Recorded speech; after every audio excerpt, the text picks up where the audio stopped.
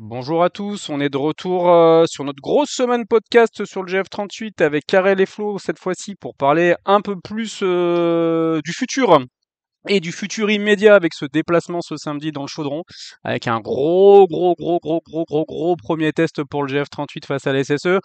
Salut Karel, salut Flo, est-ce que vous êtes impatient de ce match et de ce défi, alors je dis pas derby parce que certains vont rochonner sur le thème, mais en tout cas de cette affiche face au Vert, hein. Faut pas dire, faut faire attention, hein. Avec le mot derby, y en a certains que ça met en rogne. Cette Mais ouais, salut rivalité de Fred. Ligue 2 Rhône-Alpine, hein. Ouais, voilà, on va dire ça. C'est mieux amené. Bah ouais, salut Fred, salut Flo, très content de vous retrouver, de pouvoir parler de cette première journée de la saison. Qui, je trouve, c'est passé vite, hein. Quand même, finalement, on se retrouve rapidement dans le début du championnat et quelle affiche pour commencer, quel déplacement, ça va commencer fort. On avait un peu parlé, mais on a un mois d'août qui est un peu qui tout double, hein, finalement. Donc ouais, hâte d'y être rapidement. Flo, est-ce que tu es hype pour reprendre un terme de jeune? Bah écoute, on va rentrer dans le troll et on va dire directement, c'est qui les meilleurs évidemment, c'est les bleus et blancs et pas les verts. Et j'espère qu'on va leur prouver ce samedi. Alors, on va vous redonner quand même la petite fabrication de l'émission. On a tout enregistré en début de semaine, donc bah, on va pas rentrer forcément sur ce SSEGF 38, sur une composition grenobloise par exemple, bah, tout simplement parce qu'il y avait des petites incertitudes au moment où on enregistrait, donc on va pas vous dire un tel va jouer s'il sera pas là. Par contre, on va quand même vous parler de ce que nous on va attendre de cette rencontre en termes de jeu, en termes d'effectifs, de disposition d'effectifs, pardon, de choses comme ça. Flo, d'abord, je voudrais commencer par une première question. Est-ce que c'est une première journée de championnat, le bon moment pour jouer Saint-Étienne, sachant qu'en plus eux n'ont pas eu de dernier match de préparation parce qu'ils avaient une petite épidémie de gastro, hein, si je dis pas de bêtises.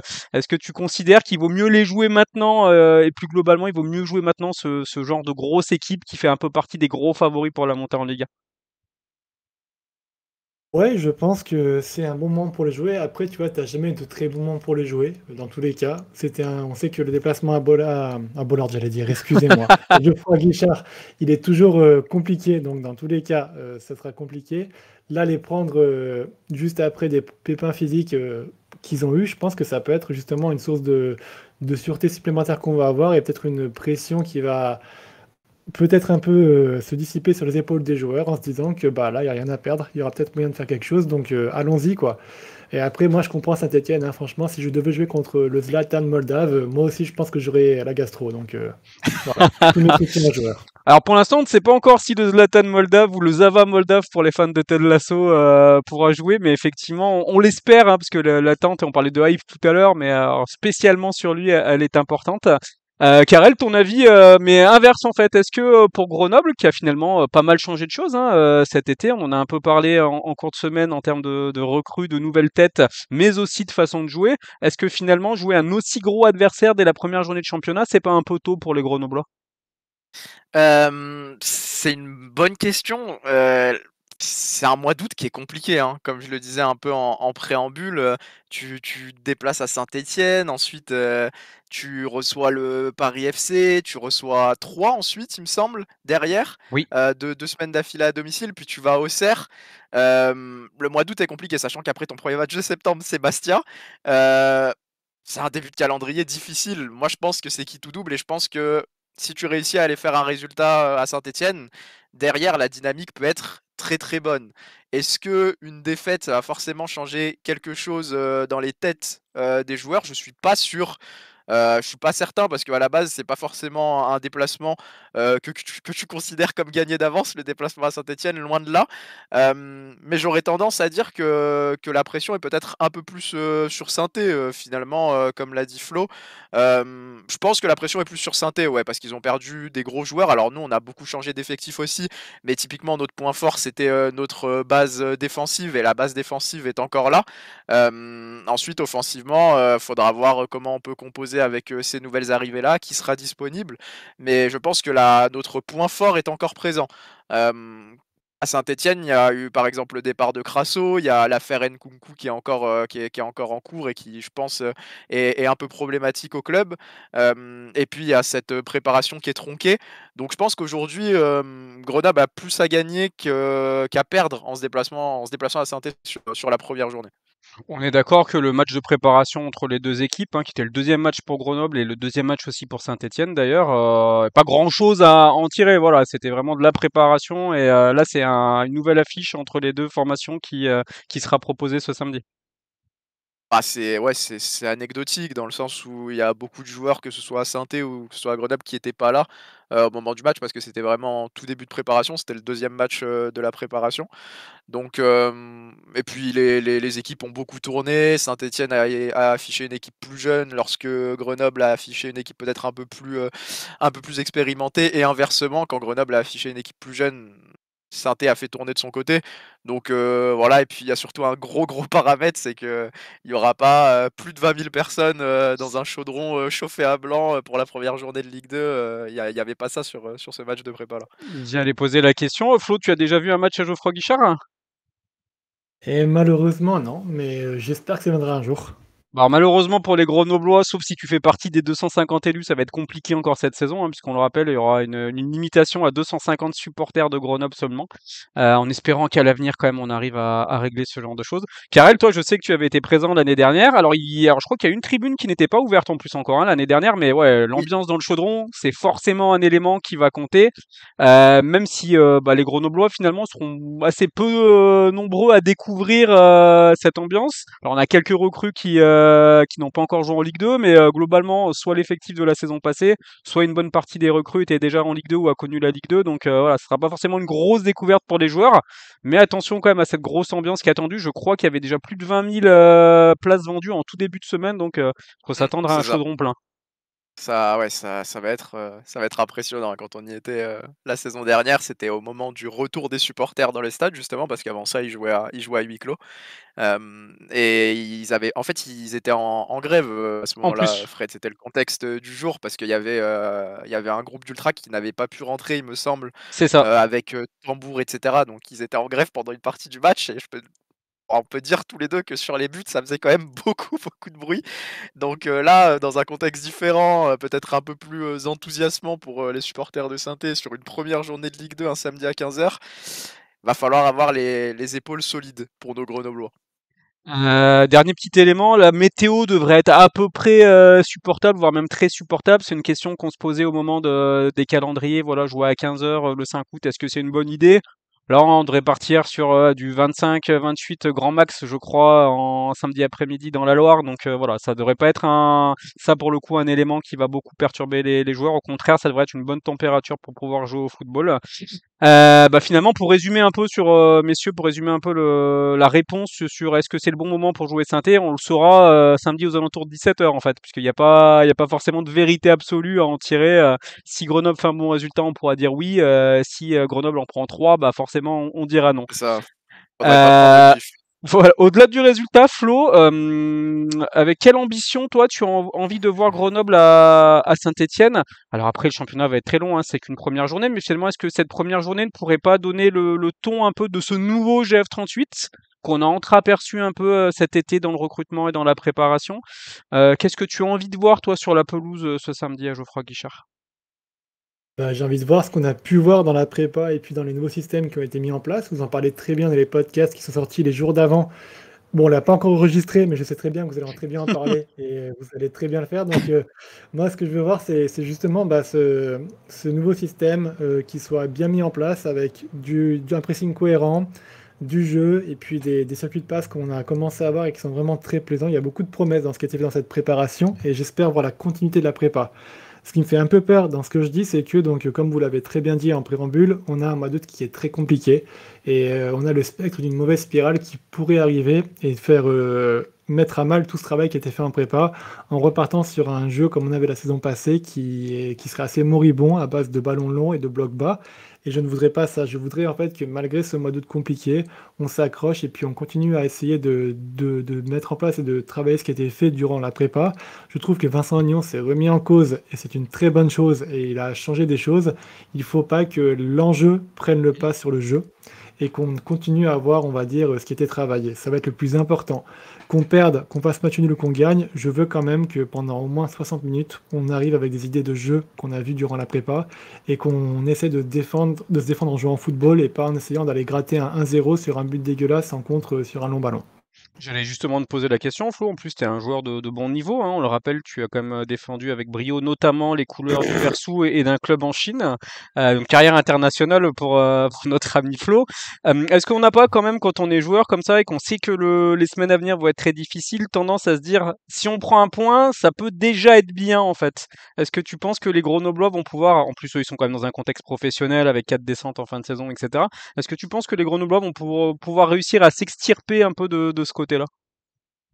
J'ai l'impression que ça va beaucoup dépendre de comment le match va commencer. Si on voit que durant le début du match, on vient avec les idées de jeu et que le système marche, ça va se dérouler, il n'y aura aucun problème.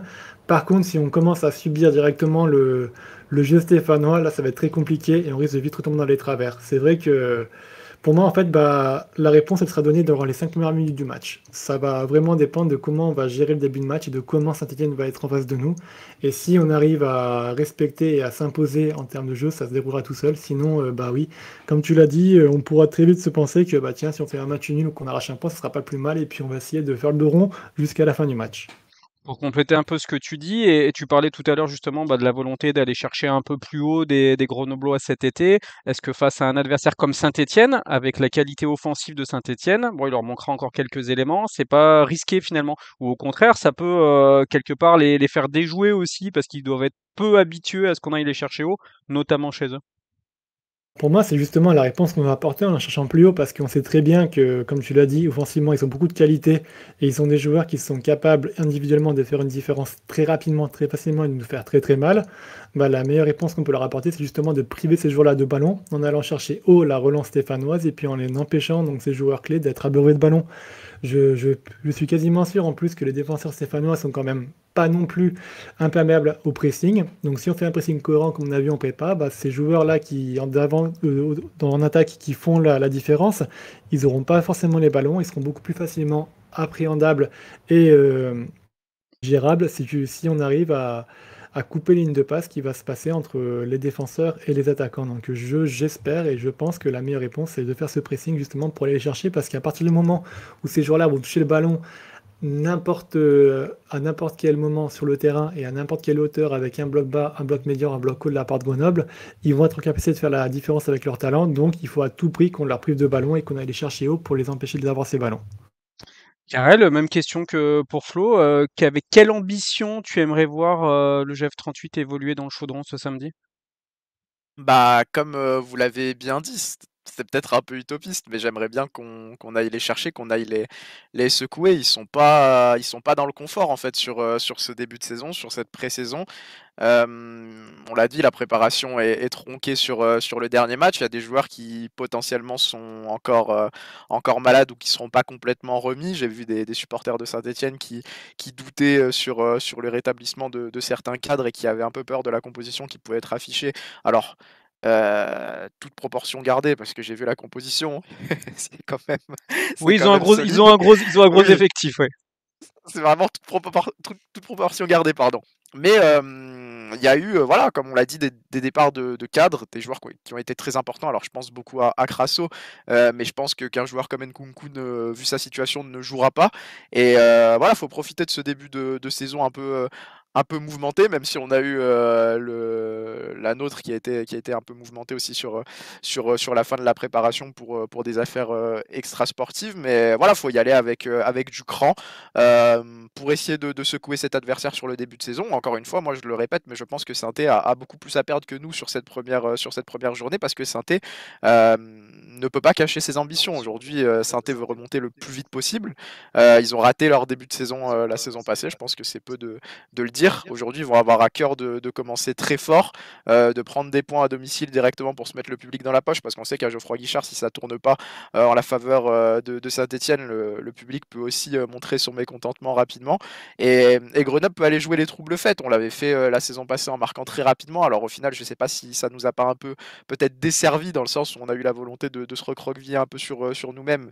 Et c'était elle qui avait ouvert le score d'ailleurs. Mais voilà, je pense qu'on a la capacité de les secouer, on a le système pour le faire. Maintenant, comme Flo l'a dit, je pense que ça suffira pas d'être dans nos 30 derniers mètres et d'essayer d'évoluer en transition. Il va falloir aller chercher haut, comme on a bien pu le faire pendant la prépa, et j'espère que ce sera appliqué sur ce premier match. On a de quoi faire mal en transition, on a les profils, Mhm. on a d'autres joueurs maintenant que Jesse Ju- Bonnet qui ju- sont ju- capables d'aller chercher la passe qui fait mal. Donc, Justement, Karel, j'allais te poser la question sur la transition. L'année dernière, et notamment le match retour, Saint-Etienne nous avait très bien pressé et on avait eu énormément de mal à Grenoble à sortir les ballons. D'ailleurs, je crois que le deuxième but de Crasso vient sur une perte de balle d'Adrien Monfray, si je dis pas de bêtises, mais globalement, les pertes de balles avaient été nombreuses sur les relances et les attaquants avaient été très très peu servis. Est-ce que le recrutement de cet été n'a pas justement été fait, alors pas spécialement que pour ce match face à Saint-Etienne, mais en tout cas pour apporter des réponses à ce type d'adversaire-là et à ce titre-là? Est-ce qu'on n'a pas, dès cette première journée, un gros test sur la réussite du mercato estival du GF38? bah, tu l'as dit, au Stade des Alpes, on avait été très bien pressé et oui, le but de Crasso vient d'une erreur de relance, suite à un pressing justement. On en avait parlé un peu, il me semble, sur les podcasts, notamment après le Paris FC, il me semble, Oui. Fred. Mais aujourd'hui, le GF38 dans son recrutement s'est donné les moyens, d'avoir des joueurs, et des plateformes, de lancement qui sont multiples. Je pense que sur la deuxième partie de saison, quand tu fais de la vidéo sur le GF38, le joueur clé a bien quadrillé et ouais, a bien quadrillé sur le milieu de terrain du GF38. Je pense que c'est clair pour tout le monde, que c'est Jesse Bonnet, Mm. et j'avais trouvé qu'il avait été particulièrement ciblé par ce pressing justement, au Stade des Alpes, et que c'était compliqué pour lui de pouvoir se retourner, de pouvoir se mettre dans le sens du jeu, de pouvoir trouver des passes, qui font la différence, parce que voilà, il avait beaucoup de densité autour de lui. Aujourd'hui, que ce soit Dante Rigo en 6 qui peut trouver des passes, voilà, moi j'ai trouvé que sur ses premières touches, il n'hésitait pas à faire des passes qui cassaient des lignes, des passes difficiles. C'est un profil un peu différent de celui de Frank Bangbok, et je crois que la volonté du staff, c'est de le faire évoluer en 6, donc ça peut être très intéressant.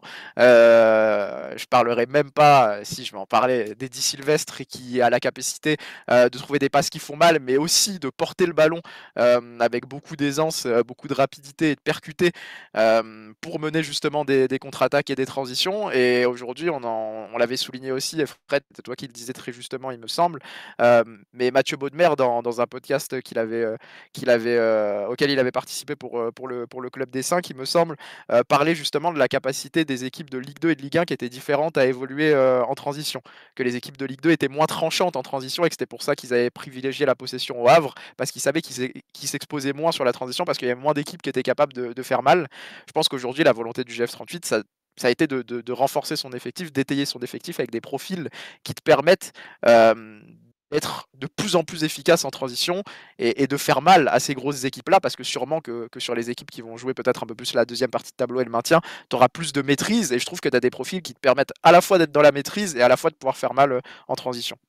Flo, de ce que tu as vu pendant la préparation et de ce que tu connais de Saint-Etienne, quel dispositif tu mettrais en place? Est-ce que tu resterais sur un 4-3-3 habituel ou est-ce que tu mettrais peut-être un 4-2-3-1 pour densifier un peu plus l'entrejeu et peut-être obliger Saint-Etienne aussi à avoir plus de milieu de terrain et moins de joueurs offensifs, hein? Kirel, il a dit les termes, comme on dit dans la cité. Donc, je vais reprendre exactement ce qu'il a dit en fait. On a recruté des joueurs qui sont parfaits pour la transition et parfaits pour jouer contre ces grosses équipes.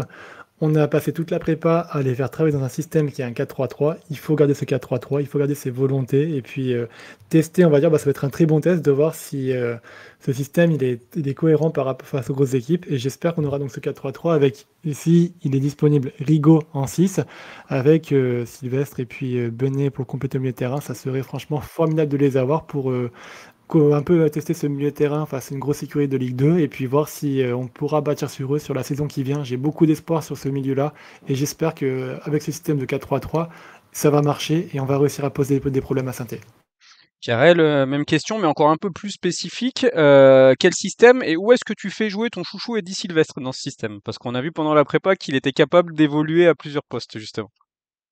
C'est une bonne question dans le sens où, voilà, tu l'as dit, on a vu qu'il pouvait jouer même sur le côté dans un 4-3-3, sur le côté peut-être même dans un espèce de 4-2-3-1. Il me semble que c'était toi qui l'avais vu comme ça aussi sur une opposition, à droite dans un 4-2-3-1. Fred, tu me diras si Oui. je fais erreur, mais en sorte de milieu offensif excentré sur le côté droit. Moi je pense qu'à Saint-Étienne, ça serait peut-être plus un 4-3-3 pour être, voilà, comme l'a dit Flo, un peu plus compact au milieu de terrain. Ensuite, je pense que Dante Rigo serait en pointe basse, Mmh. forcément en 6, que Benet serait peut-être un peu plus haut que Rigo sur le côté gauche du milieu de terrain, et que Sylvestre serait encore un peu plus haut sur le côté droit, pour pouvoir amener à la fois un surnombre à droite avec l'ailier qui sera présent sur le côté droit, mais aussi pour pouvoir repiquer dans l'axe et pour amener de la densité dans ce milieu de terrain-là. Et Eddie Sylvestre, on a vu qu'il n'était pas avare d'efforts non plus dans le repli défensif, qui mettait beaucoup d'énergie au pressing. Et je pense que dans ce sens-là, c'est important de l'avoir au milieu dans un 4-3-3, au moins en phase défensive, pour qu'il puisse amener de l'énergie alors au contre-pressing. Est-ce qu'on va pouvoir parler directement de contre-pressing avec le GF38? J'ai trouvé que c'était peut-être la volonté qui était affichée en tout cas en préparation. Mais je trouve que c'est un profil très intéressant dans le sens où balle au pied, il amène beaucoup de qualité, mais défensivement, il amène aussi de la densité, il amène aussi beaucoup d'énergie dans le pressing. Et j'ose espérer vraiment qu'on n'aura pas froid aux yeux sur ce déplacement, parce que je pense qu'avec un gros contre-pressing, pardon, c'est vraiment la clé pour secouer et pour faire mal à Saint-Etienne, parce que si on les laisse dans le confort à la construction, chez eux, avec la qualité technique qu'ils ont, on va forcément finir par avoir mal, et on aura beaucoup de mal à récupérer le ballon dans des zones dangereuses. On aura 70-80 mètres à parcourir, et je pense que dans ce sens-là, être en 4-3-3 pour favoriser ce pressing-là et avoir Sylvestre qui amène voilà, cette capacité et ce moteur à impulser le pressing, ça peut être intéressant. Donc un peu plus haut dans un milieu à 3 sur la droite. Même question que pour Flo tout à l'heure. Est-ce que le gros mois d'août qui arrive derrière ne va pas... Et puis on peut rajouter aussi la très mauvaise dynamique de fin de saison dernière, hein, quelque part repartir dans une mauvaise dynamique, ça peut être aussi plus compliqué à cause de ça. Ne va pas restreindre un tout petit peu les envies des Grenoblois? Est-ce que tu penses pas qu'à un moment donné, notamment si le score ne bouge pas et que les minutes avancent, que la volonté de conserver un match nul ne peut pas intervenir à un moment donné de cette rencontre, hein? Si tu es à la 70e, 75e et que tu es à 0-0, à peut-être un partout à Saint-Etienne, tu vas commencer à te dire qu'un point, c'est peut-être pas mal du tout pour commencer, pour enchaîner 2 matchs à domicile derrière, parce que je pense que ça, c'est une donnée importante aussi. Il y a des gros matchs, mais tu as 2 matchs d'affilée à domicile. Et je pense que c'est important de prendre la totalité des points, même si c'est le Paris FC, même si c'est 3, sur ces 2 matchs au Stade des Alpes, parce que derrière, c'est un déplacement à Auxerre, et encore une fois, ça va être compliqué. Euh, En tout cas, pour moi, c'est comme je l'ai dit tout à l'heure, c'est vraiment qui tout double. C'est-à-dire que tu peux commencer le match très bien comme tu l'as fait la saison passée à Geoffroy-Guichard, et puis te recroqueviller derrière et te faire manger sur le reste du match. Heureusement qu'on réussit à égaliser par Phaéton. Tout comme tu peux faire très mal à cette équipe de Saint-Etienne, marquer un but, marquer 2 buts, parce qu'on se rappelle que la saison passée, Bamba a l'occasion de mettre le but du 2-0 juste après le début de la seconde période, Fred. Je sais pas si tu t'en Oui. rappelles, Flo, je sais pas si tu t'en rappelles, mais il s'emmène bien le ballon et puis il rate un peu sa dernière touche, ça l'empêche d'aller défier le gardien. Mais on aurait pu mener 2-0, et aujourd'hui, moi je pense qu'avec la qualité qu'on a au milieu de terrain, je pense qu'on a pris aussi de la qualité offensivement, et Bamba devrait encore être présent, même si on essaye de pas trop s'avancer sur les compos, mais voilà, on a des joueurs qui peuvent faire mal en percussion, et pour moi c'est pas inimaginable de nous voir marquer un but, 2 buts, peut-être pas en première mi-temps, mais au moins sur le match, surtout que voilà, Saint-Etienne se reconstruit aussi un peu défensivement. Moi, je pense qu'il faut faire preuve d'ambition, qu'il faut pas y aller en étant frisqué, et je pense qu'il faut surtout voir le match pas comme du bonus, mais comme un match où tu peux faire la surprise, et encore une fois, où la pression est pour moi plus sur les Stéphanois que sur les Grenoblois. Donc, je serais déçu qu'on y aille en étant frileux et en cherchant le point du nul rapidement. Mais si sur les dernières minutes, tu as la capacité de prendre un point, je comprendrais qu'on change un peu de mentalité. On se rappellera d'ailleurs que l'année dernière, l'ouverture du score était intervenue sur une récupération de Ngando, je crois. Mais Oui, voilà, on n'est pas sur que sur des, Bouchouari. voilà, on n'est pas que sur des nouveautés effectivement sur cette préparation. C'est des choses qu'on a pu voir par intermittence aussi et qui ont marché déjà la saison dernière. Maintenant, j'ai tendance aussi à croire qu'on avait peut-être marqué trop vite en fait l'année dernière. Et au final, je trouve que le match nul, il est pas trop mal payé. Brice Bleu Mm, notamment avait sorti un match totalement. incroyable à Saint-Étienne, donc et c'était une équipe de Saint-Étienne qui doutait encore un tout petit peu à ce moment moment-là, notamment à domicile. Donc je suis prudent en fait sur ce match-là et justement on peut y aller pour notre petit prono, sachant qu'on a très rarement raison de toute façon chez Metrosport sur les pronostics, donc ça nous coûte pas grand-chose de tenter notre chance. Flo, tu y vas pourquoi toi sur ce SSE GF38 hein? Allez, victoire 2-1 avec un but de Postolacci et puis un but de... je réfléchis du coup, allez, un but de Rigaud sur coup de pied arrêté. Très bien, Karel. Alors j'allais dire 2-1 à la base aussi, mais j'ai envie d'être optimiste et de parier sur une victoire du GF38. Et comme je l'ai dit, on peut s'appuyer sur la même base défensive. Crasso n'est plus là, j'ai envie de croire qu'on n'encaissera pas, qu'on marquera un but et qu'on l'emportera 1-0 pour commencer la saison à Geoffroy Guichard. Alors j'ai pas de stats sur le nombre de buts des premières journées, je sais pas si c'est très élevé. Alors l'an passé Grenoble avait fait 0-0 Havre, parce que avec le recul un super bon résultat, hein, puisque là Et finit c'était, voilà. pardon Fred, mais c'était peut-être pas le pire moment pour les jouer justement. Si on fait un comparatif avec la Oui, saison passée, le Havre, je pense que c'était mieux de les jouer à la J1 qu'à la J10. tout à fait, nouveau coach, un renouvellement partiel d'effectifs, etc. Donc carrément. Et deuxième stat un peu moins positif pour Grenoble, je crois que le GF38 n'a jamais gagné en Ligue 2 à Geoffroy Guichard. Donc moi j'irais plus aller sur un petit 0-0 des familles pour débuter la saison, histoire de se mettre bien dans le rythme de cet exercice 2023-2024. Messieurs, on a été complet sur le sujet. Est-ce qu'on se retrouve en début de semaine prochaine pour débriefer la victoire grenobloise hein? Ça vous paraît un bon plan? Espérons, avec le sourire. Ah ouais, clairement. Messieurs, je vous souhaite un bon week-end. Merci encore de votre présence et on se dit à très vite. Ciao, ciao. Allez, Grenoble. Ciao, bon week-end.